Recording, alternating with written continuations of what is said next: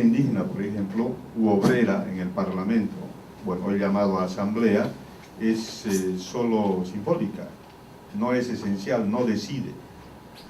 Nosotros conocemos que la aprobación de muchas leyes, ya no hay, en la elaboración de las leyes no hay debate, no hay discusión, solo hay que levantar la mano para aprobarla. Y eso nos preocupa. Nos preocupa porque al tener mayoría, 2/3, toda la política pública que se va diseñando no está teniendo un elemento de contención. Antes lo teníamos. Era más fácil, creo, pelear con gobiernos neoliberales. Así lo votamos hace, ¿cuántos años ya? Que 2003, cuando salió Sánchez de Lozano. Bien, ¿y cuál ha sido el rol de las organizaciones, o perdón, de las instituciones, de las ONGs en este contexto? Diríamos que hasta antes de la llegada de Evo Morales a la presidencia, inclusive hasta su reelección, su primera reelección, es que muchas instituciones, entre ellas la nuestra, ha ido acompañando a las organizaciones para poder posibilitar una acción de transformación del Estado, de las estructuras del Estado, a lo que le llamaron proceso de cambio. Transformar en un Estado que pueda responder a políticas de justicia, a inclusión, a resolver los problemas históricos de sistemática discriminación de grandes sectores de la población. Jugamos ahí un rol informativo, reflexivo, educativo, políticamente fuerte para una reivindicación. Asumimos también una posición crítica con respecto a las políticas. Seguimos manteniendo esa posición crítica. Tuvimos la capacidad, y hoy se ha vuelto un reto como si fuera un trabajo nuevo para rehacer, el refortalecer, recomponer, ayudar en esa recomposición de las organizaciones sociales. En generar nuevos liderazgos. Los liderazgos han sido anulados. Entonces estamos en una crítica y denuncia a la aplicación del modelo extractivista.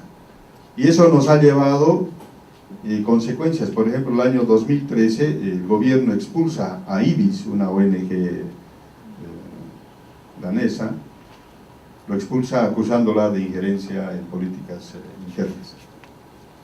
Pero que fue un campanazo. A partir de eso luego promulga una ley, la 351, para regular el funcionamiento de las ONGs. Las ONGs no son queridas por el presidente, por el gobierno, pese a que las ONGs trabajamos mucho para que ellos lleguen al gobierno. De hecho, como anécdota nomás, ¿no? De hecho, el primer viaje que Evo Morales hace a Europa, la paga nuestra oficina, ¿no? Y por si acaso alguna vez nos quieran intervenir, yo guardo planillas donde él firmaba recibiendo el apoyo que le dábamos para los eventos que hacíamos. Pero es como anécdota. Entonces, esta ley, que además ha tenido el apoyo del Tribunal Constitucional, porque el Defensor del Pueblo presentó un amparo de inconstitucionalidad, salió a favor del gobierno, entonces le da luz verde para poder cancelar las actividades de las ONGs por resolución administrativa, ni siquiera por un trámite mucho más largo.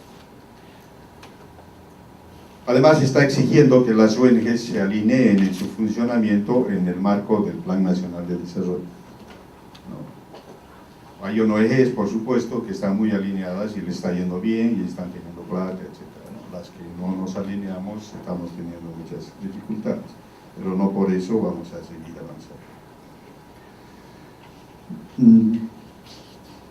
En Bolivia, entonces, a partir de esto, igual que yo pensé que el hecho de trabajar tantos años en la defensa de los derechos, no sabía pues que debíamos trabajar también por nosotros como defensores, ¿no? Digo, hace 2 años y yo trabajar en los defensores de derechos, ¿qué es eso, no? Parecía que era ya un hecho en el que no podía ser vulnerado. De hecho, estamos siendo vulnerados, no con la misma fuerza que en otros países. Y es una cosa que preocupa porque el propio gobierno ya va a normar, criminalizar las propias movilizaciones, criminalizar a los propios defensores de derechos, ¿no? quien critica las políticas extractivas debe ser expulsado del país, eso dice el presidente. Y muchas ONG están asumiendo una posición crítica de denuncia sobre las actividades y el plan que anda impulsando el gobierno. Entonces se ha creado un colectivo de defensores de derechos humanos que, a partir del análisis de varios casos, y ustedes pueden entrar a ver los detalles en la página de la oficina, www.ozunitas.org, y entonces van a poder tener los detalles de cómo se está avanzando en este nivel. Es una experiencia interesante que se está profundizando y que hay que seguir haciéndolo. De hecho, nosotros también como programa ANINA, en el marco de lo que es el trabajo con pueblos indígenas y organizaciones campesinas, estamos iniciando un observatorio sobre derechos colectivos, a partir de la violación de estos, de la actividad extractiva. Bueno, para acabar, ¿qué nos queda como tareas? Creo que debemos persistir en la generación de propuestas para incidir en políticas públicas. Yo escuché que en el caso peruano, esto del tema de los defensores tiene una presencia de decisión del Estado. En Bolivia habrá que trabajar una cosa así, pese a que se reconoce la acción de derechos.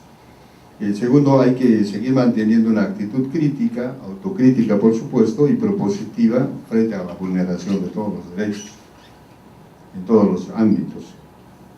Hay que retomar el trabajo del fortalecimiento de las organizaciones de la sociedad civil. Organizaciones o sociedad civil débil es vulnerable a todo. Organización civil más organizada puede conseguir más logros. Y por supuesto, profundizar y fortalecer los colectivos de derechos humanos. Gracias. Sin embargo, los funcionarios del gobierno siempre expresan en los espacios internacionales que en Nicaragua no existe ataques contra defensores. Esta afirmación es contraria a una realidad imperante en nuestro país. Por ejemplo, nuestras organizaciones como CENI, CEJUCA, cuentan con medidas cautelares, principalmente yo cuento con medidas cautelares emitidas por la Comisión Interamericana de Derechos Humanos, en la cual recomienda a Nicaragua que adopte medidas necesarias para que los defensores de estas organizaciones puedan desarrollar sus actividades como defensoras sin ser sujetos de actos de violencia, amenaza y hostigamiento. De igual forma, los defensores comunitarios sufren de estas violaciones desde hace un año.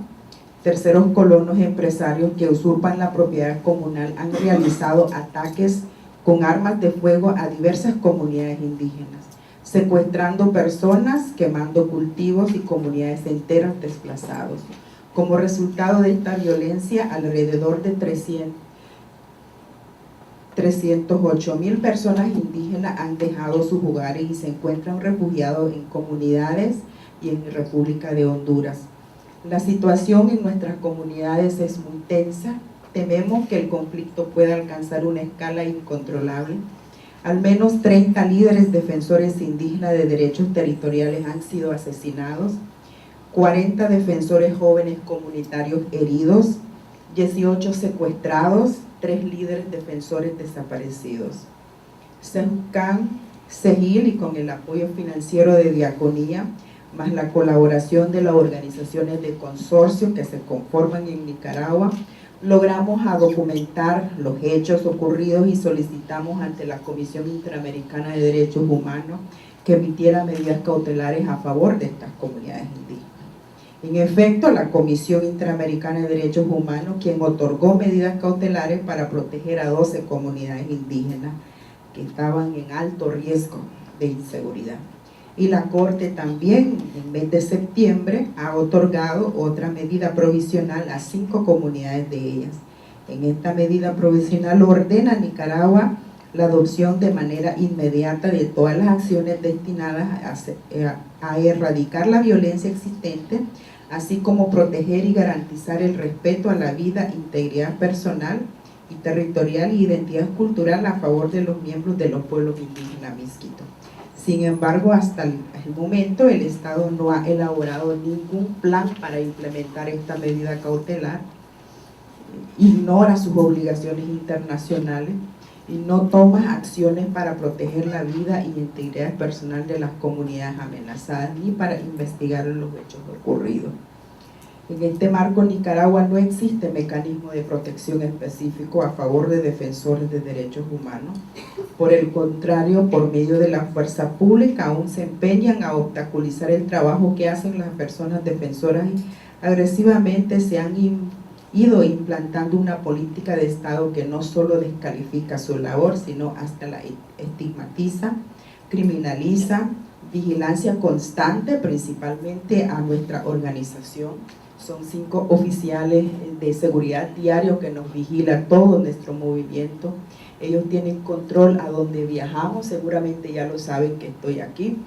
Y parte de los funcionarios del gobierno y también parte de los colonos terceros que son empresarios. Somos blancos para ellos.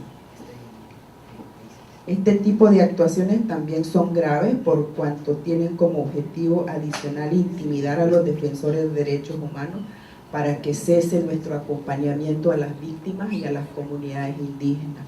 El año pasado nosotros estábamos compuestas más o menos con 17 personas.